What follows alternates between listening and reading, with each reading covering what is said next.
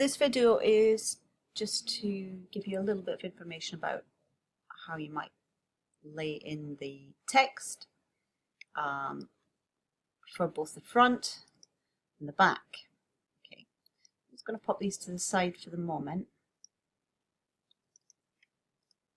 So I'm aiming for this kind of thing, and if I, at the moment I'm in preview, if I go back, you'll see that this is hitting the margins here and here. So I want to emulate that, and my text will neatly fit into that margin here. Okay, remember this is the cutting edge. Let's just zoom in a bit more. So that's the cutting edge, that's the bleed. So colours I want to bleed out here, but I want to make sure that my text is neatly in this box here. So first I'm going to draw text box. Now I could just fit it in like so. I've got my snapping on so it pulls neatly, and that would be fine. But just to talk to you a little bit about the text box, you can see as I'm pulling it, it's giving me dimensions. Again, I do have a specific dimension that I want, and but it would be a bit hard to match it using that device. So what I can do is I can come back to my selection tool, grab the text box, and then tell it what width and height I want it to be. Now I know that my card from cutting edge to cutting edge is 84, and we had a 5mm margin, so that from there to there will be 74. So if I put in the width of 74, and then it's roughly about 10, depending on what font I decide to use, something like that. So I'm going to go inside the text box and write my name.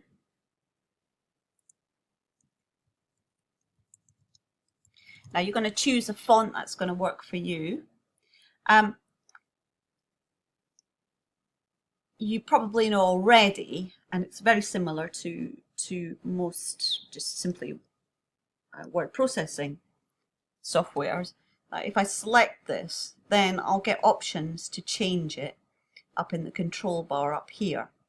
So I've got font size, I've got font type, and we've got sub font types as well. Okay, so font family and font type.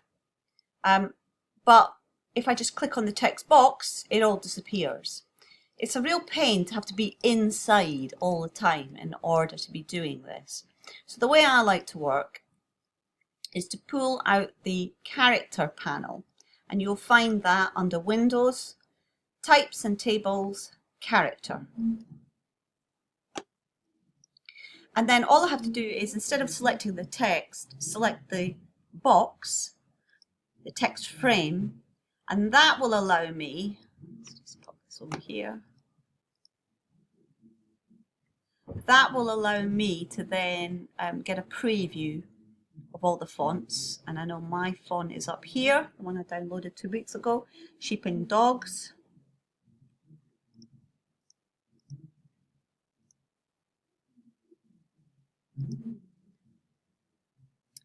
And then I need to choose a size that's going to work. So we're changing the size here. Let's try about 30. Now I can see that's actually gone too far. The red cross means there's hidden text. So I'm going to drop it down a little bit, let's say to about 25. That fits across, but not exactly. So I'll go up another one, 26. So you can either use this menu here, or you can increment by 1 point, or you can go in and type. That's not bad. There's a tiny bit of space here. So what I want to do is just, it's a little bit cramped, so I'm just going to introduce a little bit more space in between the letters. It's not going to stretch it, it's just going to put a bit more space in between. And you do it here. This is tracking. And tracking will allow me to put space in between or remove space, so I can actually shrink it back like so. Okay, so there's less and less space in between. But you can see it's not distorting the actual letters, just the space in between. I think about 6 should do it. So I'm going to go in there and type. And that's about as perfect as I'm going to get it, I think. Just move a teeny weeny bit. And then I need to think about the colour. So to do the colour, I do need to come in and address it. So I'm going to make one blue and one that grey. The other way around. So that we have some kind of consistency. I'm then going to use similar colours on the back. So I've used the grey of the back on the front, and I'm now going to use blue and paper white on the back, so it all relates to each other.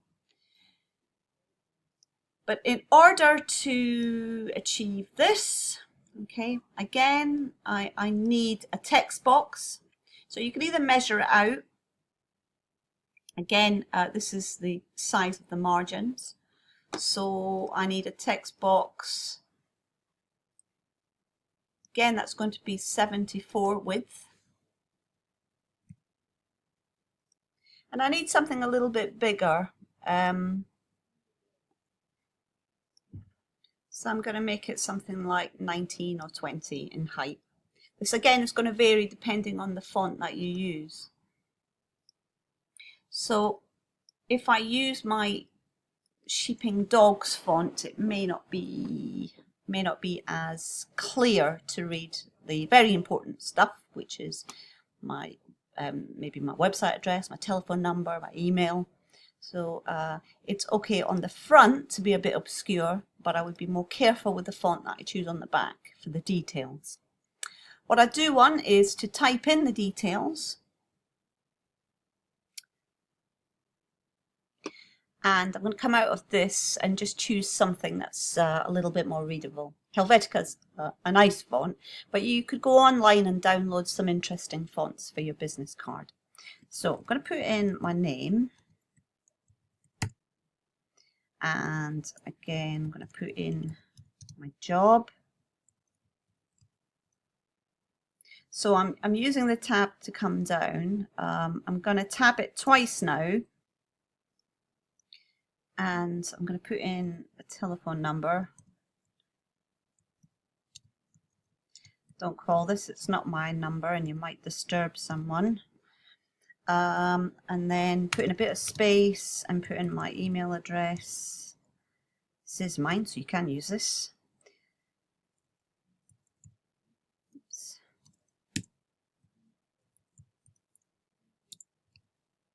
And then sort of look at how that's looking and think, okay, I need to change some things now to make it work. So I'm going to select everything, and that will give me options up here. Because the bulk of my design, the actual graphic, is this side, I'm going to push the text over here. So I'm going to send it to align to the right, and then I'm going to take my selection tool and just move it into place. So we're going to make it this sit on the margin. So I can drop this down a bit, and it's going to come to the edge of the margin here, and that's going to work quite nicely. But I need to go in and maybe think about reducing the size on this or increasing the size on my name.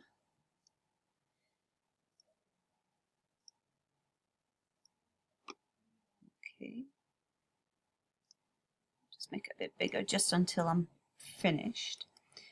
Think about color. Put the blue on this one. I'm going to make that, I'm going to use the same font family, but I'm going to make it an italic version. So let's go thin italic. So think about fonts. You've got your general font family up here. So let's go into this one. And then you have sub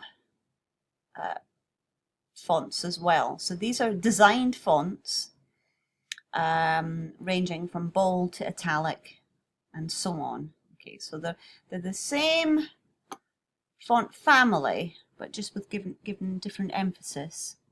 So I might want to use a different one up here too. That's because this is numbers, it's still the same font family, but it doesn't look right. So I'm going to reduce it. We'll just make it, again, we'll make it thin. I'm going to make it a little bit smaller. And be careful as well, because remember your business card's a bit smaller than this, so you might want to check that it's all readable. That's not so good really. So let's make it in medium. And again, change the color. So we're going to work with blue. Oops. I want to make sure it's in the fill. I'm going to just add a little bit of white. So this is just a line. So I just put a little tiny line here. And it just sort of keeps it in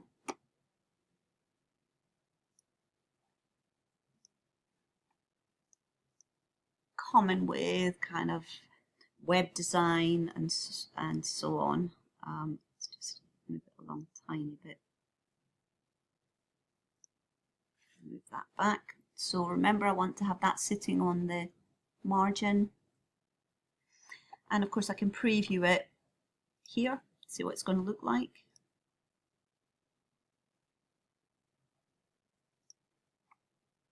So see the next video about exporting and printing your business card.